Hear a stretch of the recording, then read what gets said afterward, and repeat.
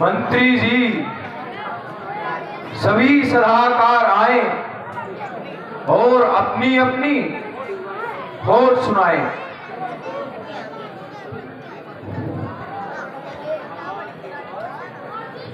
महाराज के इकबाल से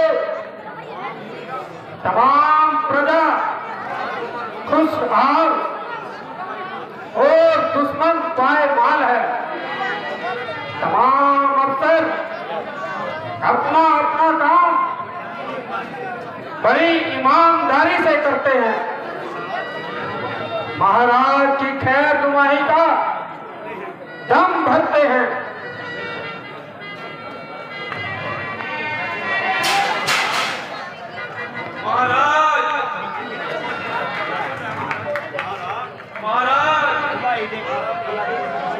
एक सुनाए क्या निशान है। अयोध्या के लिए अपना शब्द देने के लिए तैयार है।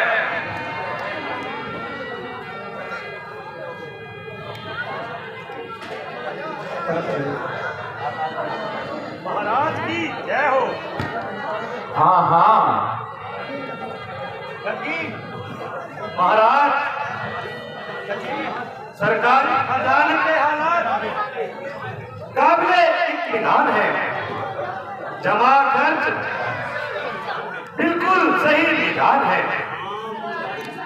तमाम मुलाजिम पूरे ईमानदार हैं और अपने काम में खूब होशियार हैं। तमाम जमींदार हर प्रकार की विपत्ति से रहित हैं और आनंद के सहित हैं।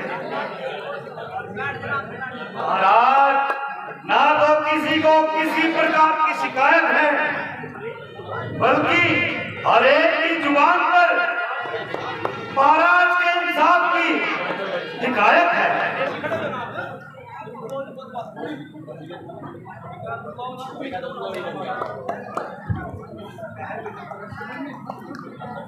शहर में हर तरफ अनमो अमल है।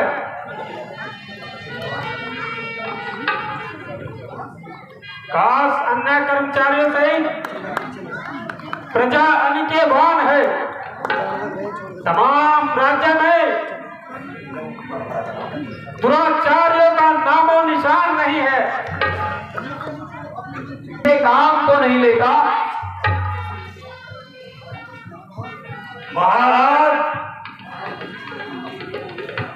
महाराज को किस तरह से हमारी नेक नीति पर शक हुआ, जिसको सुनकर मेरा भी चेहरा बिल्कुल भक हुआ। रात से मेरी तबीयत पर कुछ मलाल है। महाराज, आखिर किस बात का ख्याल है? मंत्री जी, बात भी बिल्कुल मामूली है, परंतु मेरे लिए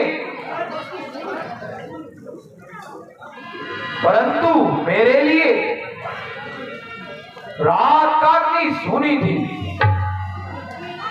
महाराज, अब अधिक बेताब ना कीजिए और इस कदर अजाब ना दीजिए। ऐसी क्या बात थी जिसकी वजह से आपके लिए सूली रात थी? मंत्री जी, कल रात को एक सुपना परेशान देखा। महाराज, सुपने में ऐसा क्या देखा? मंत्री जी, अनोखा सपना देखा रात। मुझे भ्रम है मन प्रजा पर आया कोई उपवास। अनोखा सपना देखा रात। एक जगह पर वन के भीतर गौएं चुगने जात, उसी जगह पर एक सिंह ने आन लगाई घात, अनोखा सपना देखा रात। मंत्री जी, जब गौएं उस वन में पहुंची, देवचरों को साथ, सिंह उछलकर सारी गौएं पकड़ी हाथों हाथ, अनोखा सपना देखा रात। गौएं देख दुहाई बछड़े, अलग पड़े कुर्लाल, लेकिन पंजे से जालिम के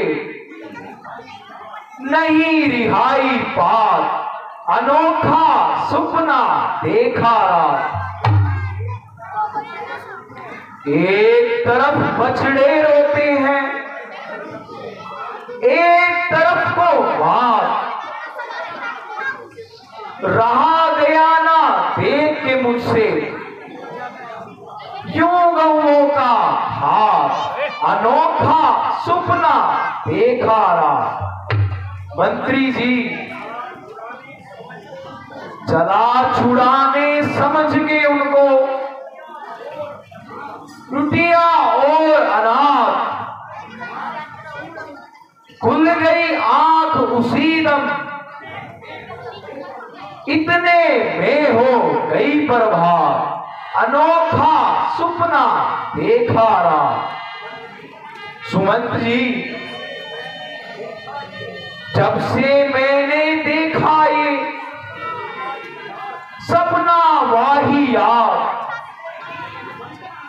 तब से ही मंत्री जी मम कंपित सारा घात,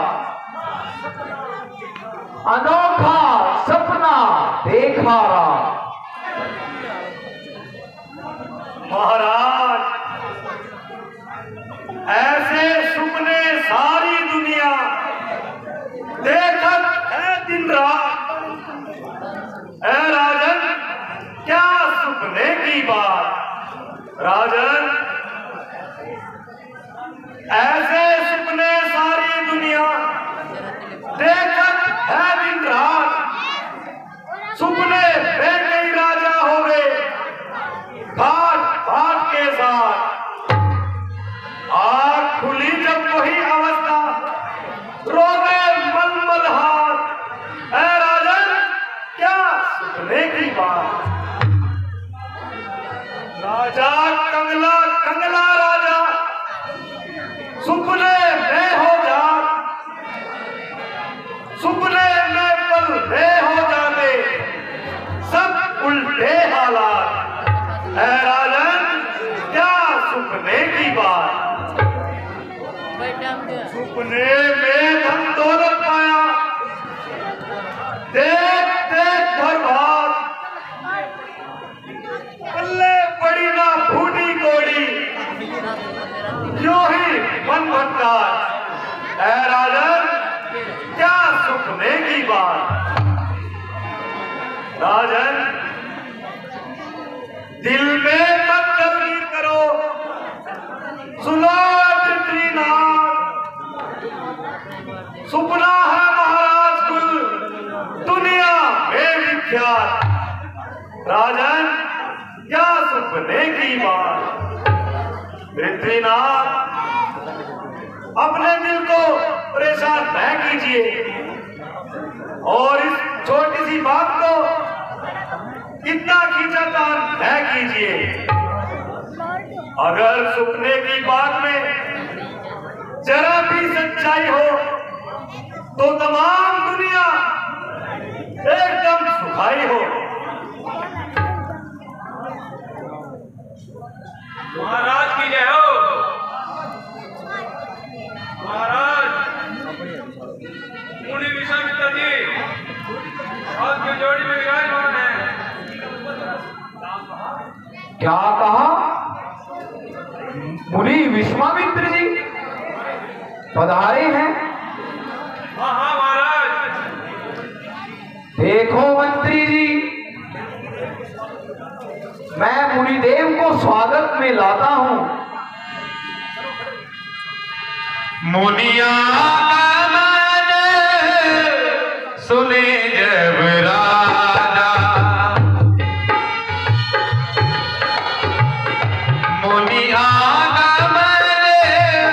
सुने जब राजा, मिलने गए बोले विप्र समाजा।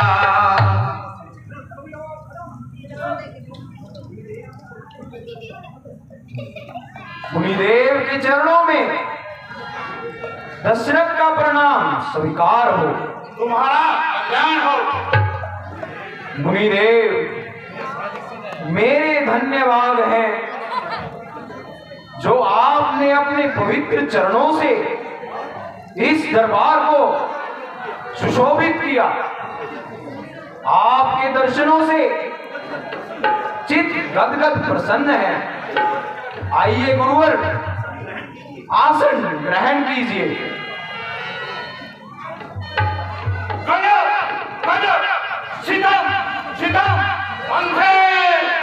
महान थे पर जा पड़ी न करे और आपको कानो कान खबर ना हो।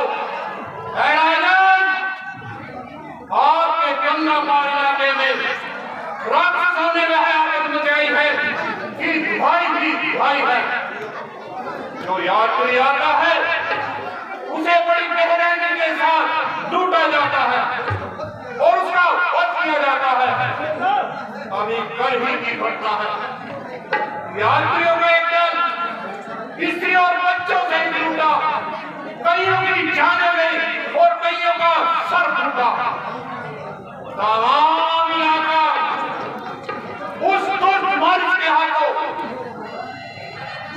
दुखी हो रहा है और हर एक छोटा बड़ा उस कदम की जान को रो रहा है। अब उनके हौसले इतने बढ़ गए हैं कि हम साधु सन्यासियों से भी छेड़छाड़ करने लगे हैं। हम लोग जंगल में बैठे ईश्वर का भजन करते हैं और कंदमूल खाकर अपना पेट भरते हैं। न किसी को सताते हैं और न कुछ मांगने जाते हैं। केवल अपनी तपस्या से सरोकार है, मगर उन पापियों को यह भी नागवार है। अस्तु, हमने पहले यज्ञ रचाया, उसको बड़ी मुश्किल से वापस से बचाया, किंतु न जाने वह बेईमान कहां से आ बोला और हमारा सब किया गया यज्ञ नष्ट कर दिया और समस्त यज्ञ को नष्ट और भ्रष्ट कर दिया। वहां आकर अब हम बचाने लगे, यहाँ तक कि हवन कुंड में मांस आदि भून भून कर खाने लगे। जब हम फकीरों के साथ ये दिवाली है तो दुनियादारों का तो परमेश्वर ही मालिक है। मेरे राज्य में यह अंधेर चोरी नहीं बल्कि सीना जोरी है। जब मेरी प्रजा को इस कदर आजार है तो मेरे जीने पर और राज्य करने पर धिक्कार है। गुरुवर, अभी चढ़ाई करता हूं और आपके देखते ही देखते एक एक की सफाई करता हूं। यकीन मानिए, उनकी मृत्यु समीप है। ये साधु सन्यासियों को भी आकर सताने लगे हैं। यही कारण है कल से मेरा दिल उदास था और मुझको यह पूरा विश्वास था कि कुछ न कुछ खराबी हुई है। मेरी तबीयत को इस कदर विजराबी हुई है। मंत्री जी, आज्ञा महाराज। यदि आपको अब भी मेरे स्वप्न की सच्चाई से भ्रम है तो देख लो। सेनापति जी, जो है क्या महाराज? इसी समय सेना तैयार करो और मेरी दूसरी आज्ञा का इंतजार करो। जो है क्या महाराज? जब तक उन राक्षसों का काम तमाम न करूंगा उस वक्त तक अंजल ग्रहण न करूंगा। राजन, बहुत तो कष्ट करने की क्या जरूरत है? और ना वहां कोई ऐसी खतरनाक सूरत है। आप केवल राम लक्ष्मण को मेरे साथ लीजिए और मेरे हाथ में उनका हाथ दीजिए। मैं इस अवस्था में आपको कष्ट देना नहीं चाहता और आपसे खोज लश्कर भी नहीं लेना चाहता। ईश्वर की कृपा से आपके दोनों कुंवर जवान हैं और हर एक विद्या में दोनों निपुण विद्वान हैं। राक्षसों का अमलियामेंट करना उनके लिए साधारण सी बात है। निश्चय ही उन राक्षसों की मौत राम और लक्ष्मण के हाथ है। महाराज, आप राजकुमारों का बिल्कुल भी ख्याल न करें और उनको भेजने में किसी प्रकार का मलाल न करें। ईश्वर ने कहा वो दोनों बहुत जल्द आपके पास पहुंच जाएंगे और आपके वंश को यश और कीर्ति को चार जान लगाएंगे। मुनि जी, आपका कहना मुझे हर तरह कबूल है, मगर यह हट आपकी बिल्कुल फिजूल है। भला मैं किस तरह गवारा करूं? यदि बच्चों को तो युद्ध में भेज दूं और मैं यहां मौजे मारा करूं। मुनिवर, कुछ तो परमेश्वर भक्ति करो, यूं हट क्यों ना करो। मुनि जी, आप माने या ना माने, किंतु वे बेचारे अभी तरीके जंग को क्या जाने। राक्षसों से मुकाबला करना कोई खेल तमाशा नहीं और मारीच ऐसा कहीं बताशा नहीं जो जाते ही उसे मुंह में डाल लेंगे और एकदम चबा लेंगे। आखिर वह भी कोई इंसान है। मुनि जी, सच पूछो तो वह सिरे के चार बाल और बेईमान है। उनसे मुकाबला करना मामूली बात नहीं है और इन बच्चों की तो कुछ भी विचार नहीं है। इसलिए आप मुझ पर रहम कीजिए और इसके ऊंच नीच को अच्छी तरह विचार कर लीजिए। आश्चर्य है, रघुकुल में ऐसे कायर कहां से पैदा हो गए और तेरे जैसों के पास आकर हम हैरान अलहदा हो गए। तेरे पूर्वजों में से आज तक किसी ने भी ऋषियों की सहायता से इनकार नहीं किया और अपनी प्रजा की रक्षा के लिए क्या कुछ निसार नहीं किया। जुबान का दोष सिर के साथ था, इसलिए उनके सर पर हर समय परमेश्वर का हाथ था। हरिश्चंद्र का पुत्र नहीं था, अगर वह भी तेरी तरह काज विरोध करता तो उसके पास क्या कोई उत्तर नहीं था? तुमने तो राजा दिलीप की इज्जत को भी मिट्टी में गिरा दिया।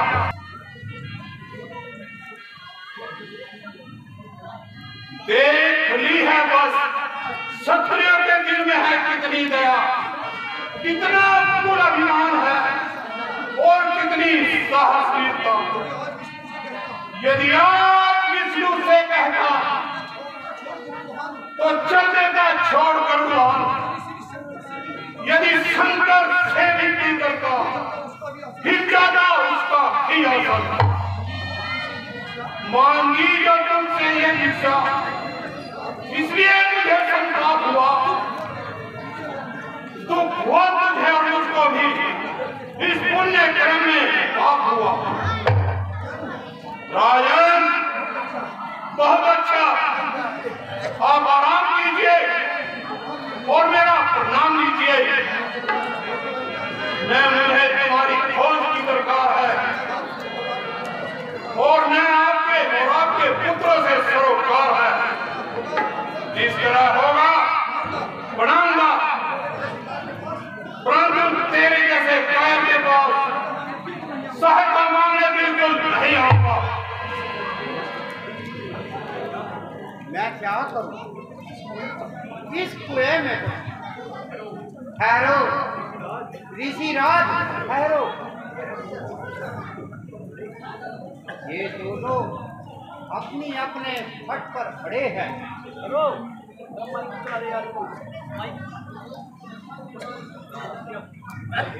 अपनी अपनी हट पर खड़े हैं दोनों, एक दूसरे के खड़े हैं। इधर ये राम लक्ष्मण को भेजने पर राजा मंद नहीं, और उन्हें भाजी जाना बिल्कुल मंद नहीं। महाराज, आप ज्यादा इसरार ना कीजिए और राजकुमारों को भेजने से इनकार ना कीजिए। आप स्वयं समझदार हैं और हर एक बात से अच्छी तरह वाकिफ है।